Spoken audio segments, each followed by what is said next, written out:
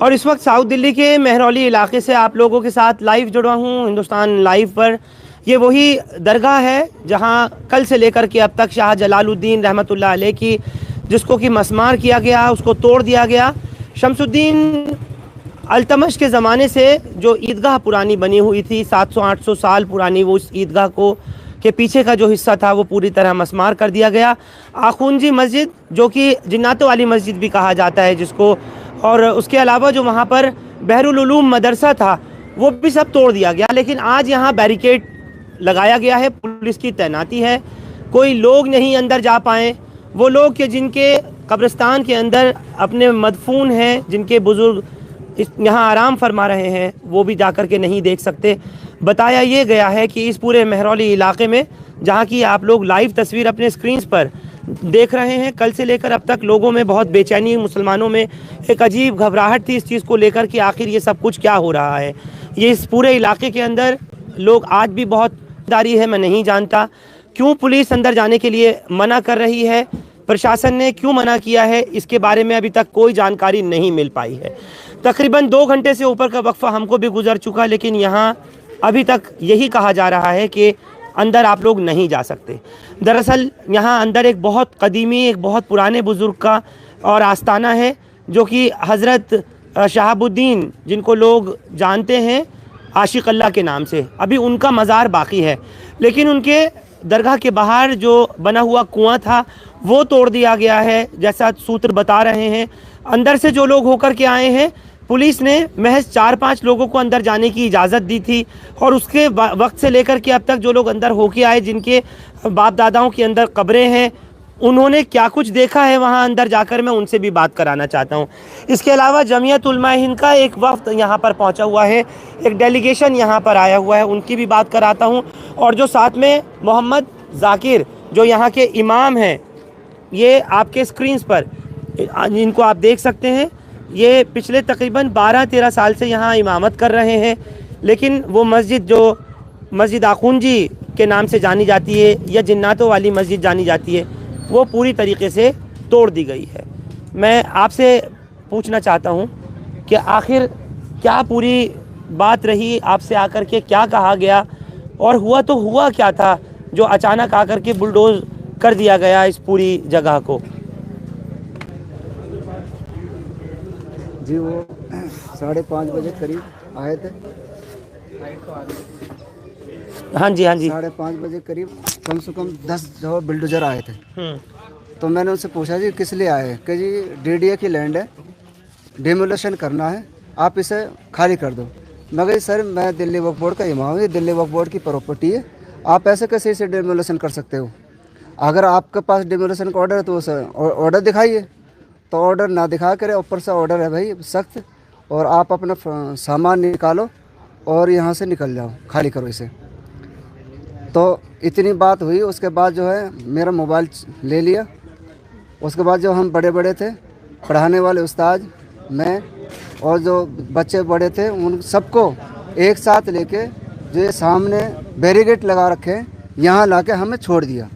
जिस जगह ये बैरिकेड लगे दिख रहे हैं, थोड़ा आप लोग पीछे से हटेंगे, मैं दिखा देता हूँ। ये जो आपको पुलिस के इस वक्त एहलकार नज़र आ रहे हैं, इस जगह पर बैरिकेड के पास लाकर सुबह में, इस कड़कती हुई सर्दियों में, नन्हे नन्हे उन मासूम बच्चों को जो यहाँ पर पढ़ते हैं उस मदरसे में, मदरसा बहरुल उलूम में, उनको रात में ही ला करके यहाँ पर छोड़ दिया गया और इनसे कहा कि अब आप लोग यहाँ से चले जाइए। यानी अभी तक जिस जगह के ऊपर ये पिछले 12-13 साल से इमामत कर रहे थे, बच्चों को पढ़ा रहे थे, अचानक से वो जगह इनको पराई कहलाने जाने लगी और इनसे कह दिया गया कि आप लोग यहाँ से चले जाओ। फिर क्या हुआ?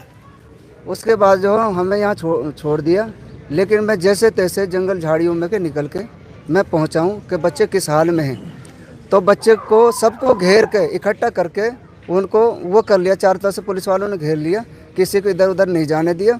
ना ही कुरान शरीफ, जो मस्जिद में कुरान शरीफ रखी थी, एक भी कुरान शरीफ नहीं निकालने दी। बच्चों का उसमें सामान था कमरे में, मदरसे में, कपड़े लत्ते, बिस्तर, रज़ाई, गर्म कपड़े पहनने के, सारा सामान, कुछ भी सामान नहीं निकालने का मौका नहीं दिया। बस सिर्फ उन्होंने बोला कि सामान निकालो फटाफट, बोला ही बोला है। बाकी उसके बाद सब बच्चों को एक साथ बिठा के और चारों तरफ से घेर लिया। कोई सामान नहीं निकालने दिया। सारा सामान उसी मदरसे में ही था, बच्चों का राशन मदरसे में था, और मस्जिद में कुरान शरीफ और बच्चों की किताबें वगैरह सारी ही जो कि तो मस्जिद में थी, कोई सामान नहीं निकला। और सारा डिमोलिशन करके और सारे मलबे में कुरान शरीफ वगैरह सब दबा दिया। मतलब आपका कहने का ये कि किसी चीज़ की मोहलत आपको नहीं दी गई और अचानक सुबह ही आकर के बिल्कुल जैसे चोरों की तरीके से ये प्रशासन अंदर की तरफ घुसा, जैसे आप बता रहे हैं। और कुछ आपको इतनी भी इजाज़त नहीं थी, अनुमति नहीं थी कि आप अपने बच्चों का सामान, अपना सामान सब निकालते। और जैसे आप कह रहे हैं कि कुरान शरीफ वगैरह थे, वो तक भी सब आप नहीं निकाल पाए। जी। करा क्या फिर इन्होंने उस टाइम सुबह 4 बजे? ये उन्होंने ये करा है कि वो बिल्डोजर लगा दिए तोड़ने के लिए। सबसे पहले वो जो खाना तोड़ा, उसके बाद मस्जिद तोड़ी, मदरसा तोड़ा। और यहाँ हमारे यहाँ एक दरगाह शरीफ है, बुज़ुर्गों का नाम है हज़रत शेख जलालुद्दीन तबरेज़ी रहमतुल्लाह अलैह। दूसरे बुज़ुर्ग का नाम है शेख पर्रेखा रहमतुल्लाह अलैह।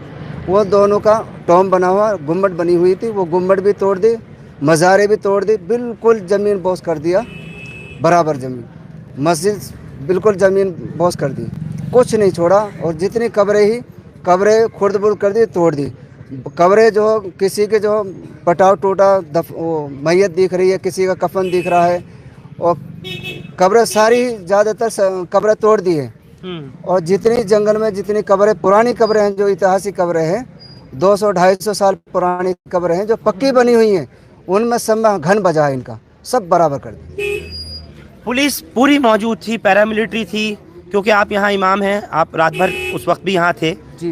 तो इन्होंने कुछ आपके कहने के बाद भी डराया, धमकाया या कुछ कहा उस वक्त में बच्चों को या आपको? ये कहा कि देखो आपको कुछ नहीं करने की जरूरत, कुछ करोगे आप सीधा अंदर जाओगे। तो इसलिए हम बिल्कुल खामोश रहे जी। आपका मोबाइल क्यों लिया गया था? आपका फ़ोन क्यों छीना गया था, वो बताइए। मोबाइल है कि भाई मोबाइल दो, तो हमने मोबाइल दे, भाई क्यों ले रहे कर सके? मैंने कहा मोबाइल क्यों दे भाई, हम आप अपने जितने भी जो है यहाँ के जिम्मेदार आने हैं हमारे, हम उनको तो बताएं, करें नहीं किसी को नहीं मोबाइल दो फटाफट, तो मोबाइल तुरंत ले लिया। हमें मौका इतना भी नहीं दिया कि हम किसी को बता सके।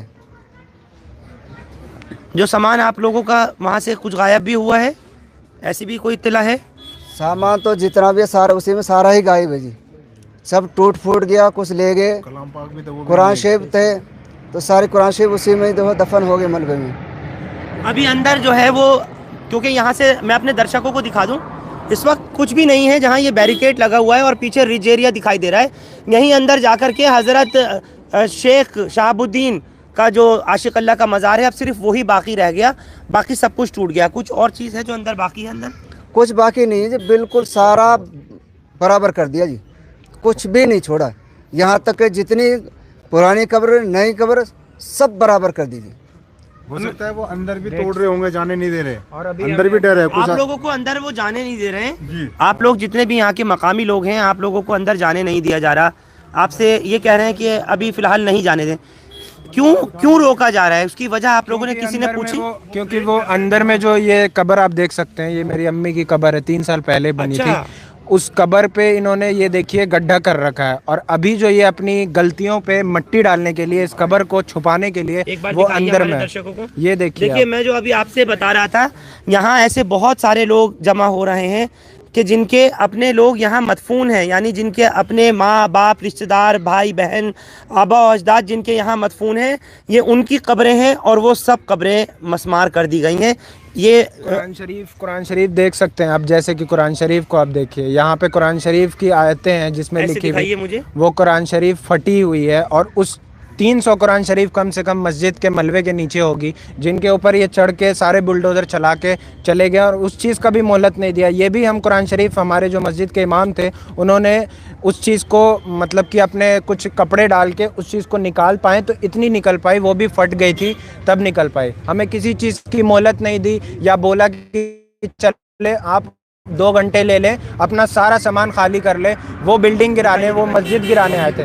वो मेरी अम्मी की कब्रिस्तान भी थी, उसमें गड्ढा कर रखा है। जब इन 6 बजे से ये सुबह से आए हुए थे तो ये थाली मंगाया था इन लोग ने अपने लिए खाने के लिए। वो थालियां भी वहाँ पे बेहुरमती के जैसे फेंक के रखी है वहाँ पे, कि कब्रों में फेंक रखी है। और कफन दिख रहा है वहाँ कब्रों का। अभी 1 महीने पहले एक कफन वहाँ पे बनी है, 1 महीने पहले।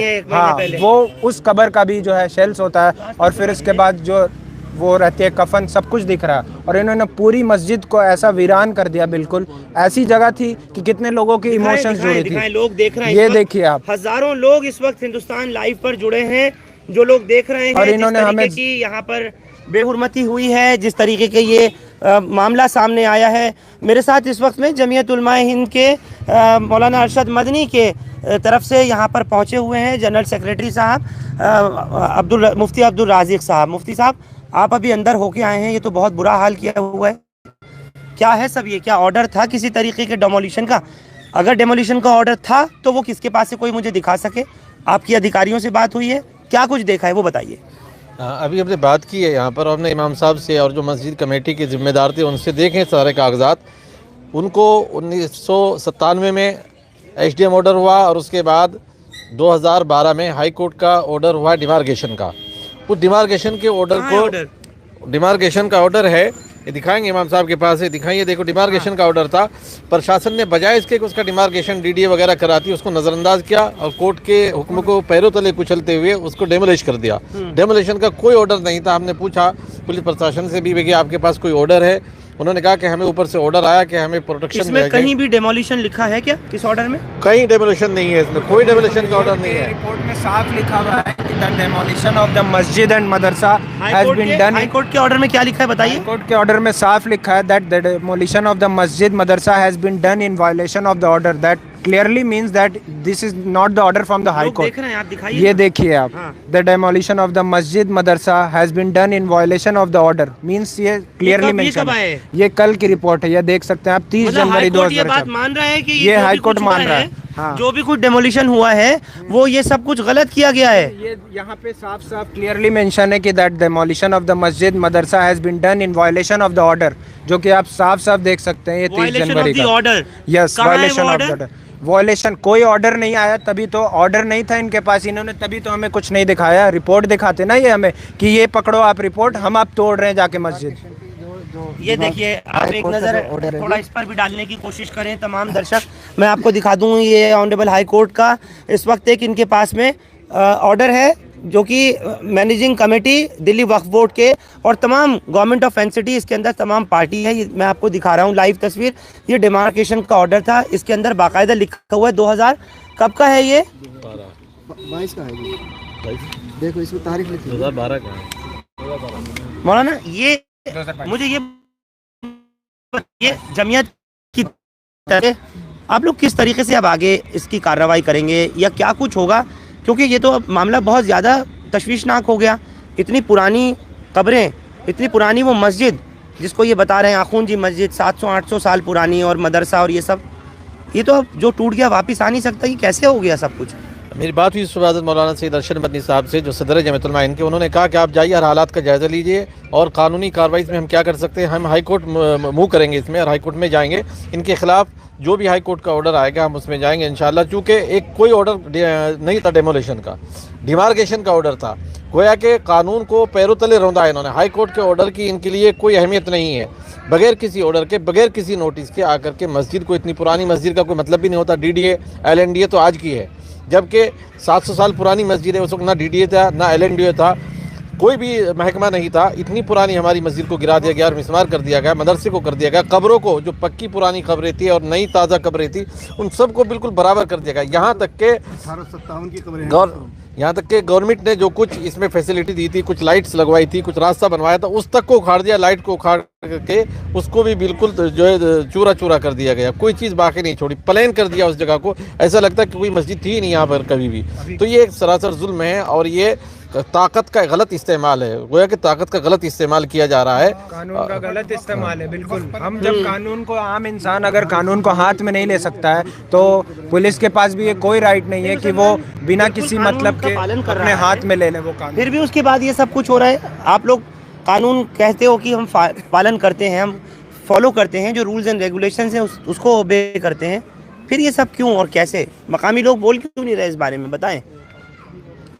हम तो पालन कर रहे हैं, जैसे जैसे ये रोक रहे हैं हम इनके, अगर हम चाहें तो इतनी तादाद में हैं, हम तोड़ के भी जा सकते हैं, पर हम नहीं, हम कोई ऐसा काम नहीं कर रहे जो कानून के खिलाफ जाए। इसीलिए हम आराम से बैठे हुए हमें ये आश्वासन देते रहते हैं, अभी 2 घंटे रुक जाओ, अभी 10 मिनट रुक जाओ, अभी 20 मिनट रुक जाओ, अभी आप हम अंदर जाने देंगे देखने के लिए, पर इन्होंने हमें अंदर जाने नहीं दिया। सुबह से हमें ये टाइम आ गया है, रात को भी पूरी रात हो गई यहाँ पर, इन्होंने हमें अंदर एंट्री नहीं होने दी। इन्होंने जब सब कुछ तोड़ चुके हैं अंदर, तो अब ना जाने देने की क्या वजह है? अब क्या बाकी बचा है? वजह ये थी कि यहाँ पे ना कब्रें पूरी मज़ारें तोड़ दी थी, उसमें डेड बॉडी भी दिख रही थी हमारी, जो है सारा कुछ दिख रहा था।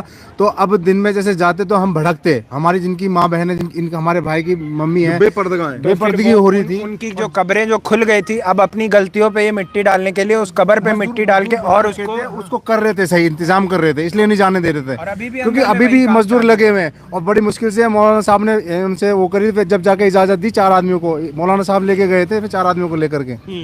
आप 4 लोगों को अंदर जाने की इजाजत दी थी? 4 लोग गए, हमने देखा जा करके, तो वहाँ कोई चीज़ ऐसी बाकी नहीं। मैंने पहले भी देखा हुआ था, मस्जिद थी, कब्रें थी, कब्रों के ऊपर गुंबद बने हुए थे जो पुराने थे, और पुरानी चीज़ को तो वैसे भी तोड़ने का कोई कानून में कहीं से कहीं तक कोई इजाज़त नहीं है। न जाने कौन से कानून का इन्होंने सहारा लिया या कानून को पैर तले रौंदा, किस बुनियाद पे इन्होंने मस्जिद को, मज़ारों को और मदरसे को डेमोलिश कर दिया। क्या इनके पास अथॉरिटी थी, क्या इनके पास इस तरह का कोई कानून था? अपने लिए पर्सनल बना लिया इन्होंने।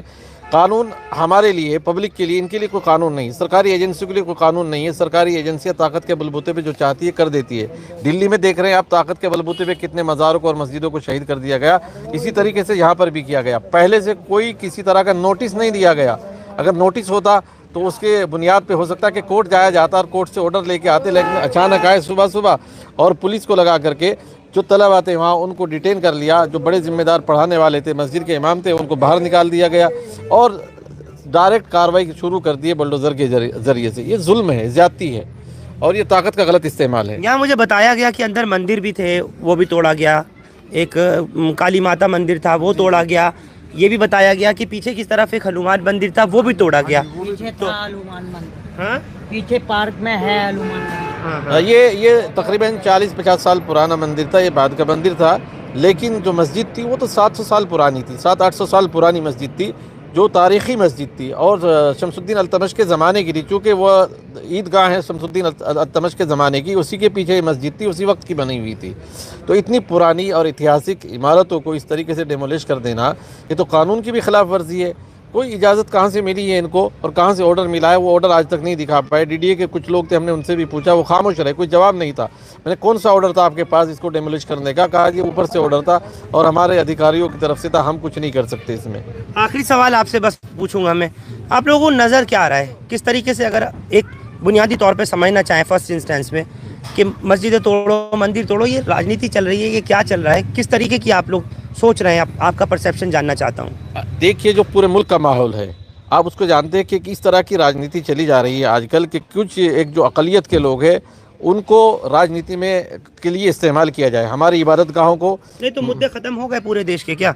मुद्दे असल में वो मुद्दे ऐसे हैं कि जिसके ऊपर सरकार बाकी नहीं रह सकती। अगर उन मुद्दों पे बात की जाएगी तो सरकार उसमें घिरती हुई नज़र आएगी। गवर्नमेंट ऐसे मुद्दे लाती है कि जो जज्बाती हों, जो अक्सरियत को जज्बात में लाने वाले हों, और हिंदू मुस्लिम मंदिर मस्जिद करके ये सियासत की जा रही है। इसके अलावा और कोई मंशा नहीं है, कोई मकसद नहीं है। एक ख़ास कम्युनिटी को, बतौर ख़ास मुसलमानों को इसका शिकार बनाया जा रहा है कि हमारी इबादत गाहों को, हमारे मकाबिर को और हमारी जो है दरगाहों को, हमारी मस्जिदों को डेमोलिश किया जा रहा है, हमारे मदरसों को डेमोलिश किया जा रहा है और कानून का गलत इस्तेमाल किया जा रहा है। बिल्कुल, कानून का गलत इस्तेमाल किया जा रहा है। और जिस तरीके से ये तमाम लोग यहाँ खड़े हैं, इन्होंने साफ तौर पर कहा है कि हम करने को तो बहुत कुछ कर सकते थे, लेकिन हम कानून हाथ में नहीं लेते, हम कानून का पालन करने वाले लोग हैं। और जिस तरीके से ये भी बताया गया कि अंदर इनकी दरगाहें मौजूद हैं, कब्रें मौजूद हैं, लेकिन आज वो बस यही कहा जा सकता है कि कल तक कब्र हुआ करती थी, आज वहाँ से वो गायब है। तमाम सब अंदर कुछ मसमार कर दिया गया है, चाहे वो छोटी कब्रें हों, बड़ी हों, पुरानी हों, नई हों, सब पूरी तरीके से ख़त्म कर दिया गया है। और मैं आप लोगों को ये जानकारी के लिए बता दूं कि इस वक्त भी पुलिस की पूरी पहरेदारी है, पूरी तरीके से नाकाबंदी है। अंदर न लोगों को, न मीडिया को, न यहाँ के मकामियों को, न उन लोगों को जिनके अपनों की अंदर कब्रें बनी हुई हैं, किसी को जाने की इजाज़त नहीं दी जा रही। बार बार प्रशासन के लोग यहाँ आकर के, पुलिस के लोग इनसे यही अपील कर रहे हैं कि आप लोग कहीं अंदर नहीं जा सकते, और जब तक ये इंतज़ाम रहेगा, पूरी तरीके से आप लोगों को अंदर जाने की इजाज़त नहीं दी जाएगी। ये लोग चाहते हैं देखने जाना कि क्या क्या कुछ टूटा है, किस तरीके से कार्रवाई की गई है, क्या कुछ बचा है, या जो कब्रें जिनकी अंदर जिनके अपने लोग मदफून हैं, जैसे ये लड़का आपको खड़ा दिख रहा है, इनकी माँ की कब्र की मट्टी थोड़ी लेने दीजिए डब्बे में या किसी चीज़ में जो लेके चला जाऊँ।